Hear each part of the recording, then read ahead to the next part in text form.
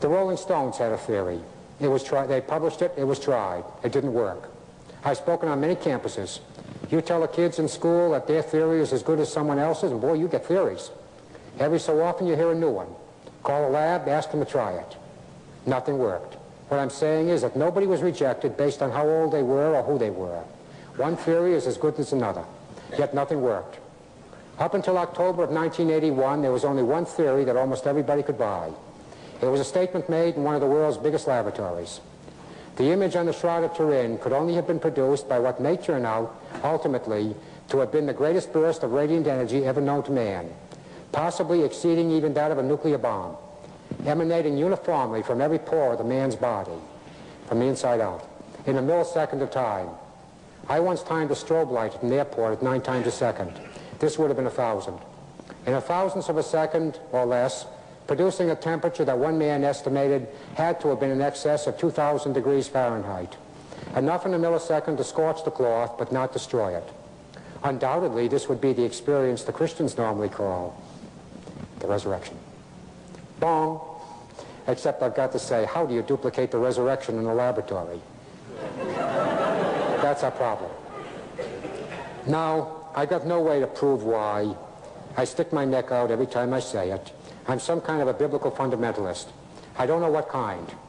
I haven't figured that out yet. But I'm some kind. Primarily because science has yet to disprove even one story in the Bible. It looks as if there's evidence that maybe there was a man and a woman named Adam and Eve. Maybe. There's a boat on top of a mountain in the desert. We know what the mechanics of the flood were all about. The Bible even seems to talk about the point in time when the continental drift began, and it looks as if a couple of men, one from the University of Pennsylvania, the other either Illinois or Indiana, had just uncovered Sodom and Gomorrah and the other cities of the plain. And we can even tell you how a woman could, or a man, could conceivably be turned into something that resembles a pillar of salt in only one spot on Earth that anyone knows of where the conditions are geologically correct. And because those stories appear to have been at least tied down pretty good, I can buy the rest of them, the ones we can't prove. Because of that, I'm not hanging anything on anybody, but I'm only saying where I'm coming from, and I wish I could explain them to you. But because of that, because that's the way I think, I've had to look at every theory that anyone has ever come up with for the image-producing mechanism on the Shroud of Turin with those eyes. Because if anything were to contradict that story I've told you this evening, this isn't Jesus. I have my biblio with me. About every fourth word is nailed down. It's withstood a great deal of scrutiny. What you've heard tonight is historical fact. If anything were to have contradicted, I'd never believe that this was Jesus. Even if it did, I'd want to be part of it. There's one Jewish genius traveling the world with a set of slides and a light pointer saying, what's a good Jewish boy like me doing working on a Catholic relic? My family tells me I'm crazy. I tell them you find me a better game and you can deal me in.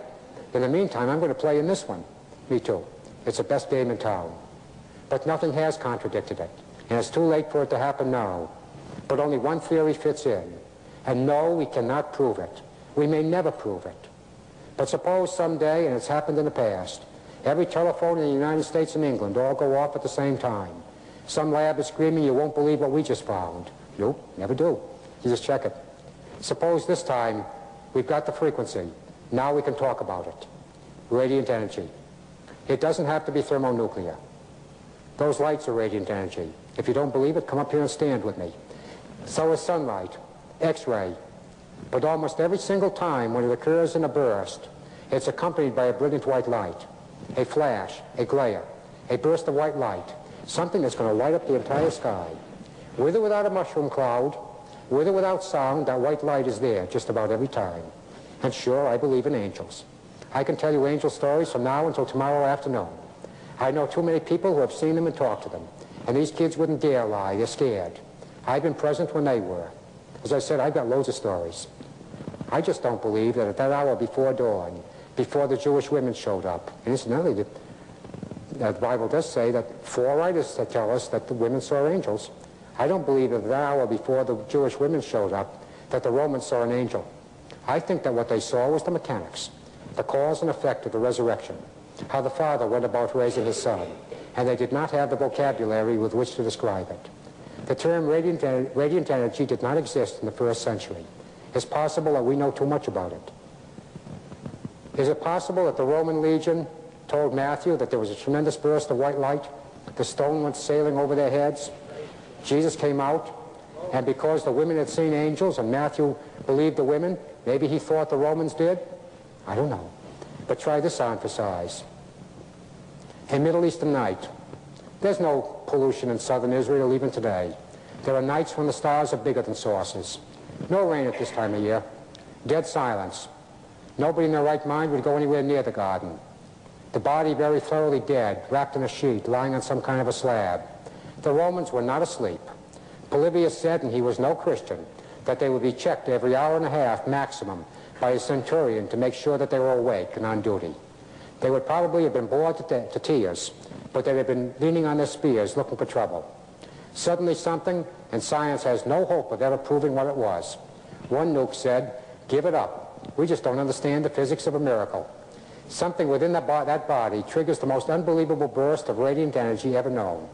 Instantaneously heated to something over 2,000 degrees Fahrenheit, any nuke is going to tell you that the air in that tomb, which should have been cold and stale and dead and damp after 3 days of being sealed up, heated that high, that rapidly, would have to expand at least 3 to 5 psi, pounds per square inch. They'll also tell you that that's the principle of a nuclear bomb, that mountain would vanish and take most or all of Jerusalem along with it, if the tomb were tightly corked. But it wasn't. That huge boulder at the mouth of the tomb would have been like a paper cap on the end of a glass milk bottle. That's seismus, and this is a legitimate translation which no one could possibly have made before 1979. That shock wave, or that thermal wind, would have hit that rock and lifted it right over the head of the Roman god. Of course they went catatonic. They froze. They became like dead men. So would every man in this room, including me, when something like that happened. Then when he came walking out of the tomb, apparently they became non-catatonic. They began to put one foot in front of the other just as rapidly as they could do it, and who wouldn't?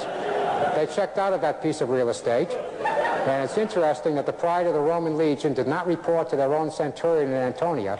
They checked in with a Jewish high priest. Now, someone said there's 2 good reasons. Number 1, who wants to get converted to instantaneous dog food? Number 2, when something like that happens, you find the nearest priest, regardless of what his denomination is. You got problems. Over the centuries, theologians have often said that the gospel writer John had a horrible Greek vocabulary. He had picked the wrong word to describe the movement of the stone. Until today, no translator ever considered the legitimate translation wind. There was never a wind big enough to move a 3,000-pound rock. There isn't a person in this room tonight who could deny that there is such a wind. You cannot ignore that translation anymore. It's at least got to be checked out. They never knew what to do with the word airu that John used to describe the movement of the stone. Until today, a seismist could only roll a stone that big. Airu has no connotation to rolled. It means picked up, lifted, moved, physically carried, or sailed away. Today it looks as if John's vocabulary wasn't that bad, because wherever the stone came down, it sure as heck was not next to the entrance of the tomb. And that's the shroud. And what does it mean? If you're like me, Pastor A, the only people I really know in this room, nothing. I didn't need this cloth 6 years ago. I don't need it today. To risk an extremely lousy pun, my faith isn't all wrapped up in a sheet. But I was traveling over in the city, New York, not long ago with one of the team. I don't want to identify him. Let him tell his own story. But just accept, if you can, the fact that you can read his name in every encyclopedia in the world today. Somewhere along that rather wild ride, the man with me said, "Paul, all of our lives we've worshipped a God called science. We believed only what we could see and what we could touch, nothing more. All of a sudden now it's our God, science, that's saying that Jesus is Lord. And what in heck do you do with that?" He said, "It isn't that we want to believe, but either we have to accept the fact that it's not us, it's our equipment that's saying that this is Jesus of Nazareth and he was resurrected, or we have to scrap the most sophisticated equipment the world has, unless Russia's got something better, and we doubt it. Because it's not us, it's the equipment.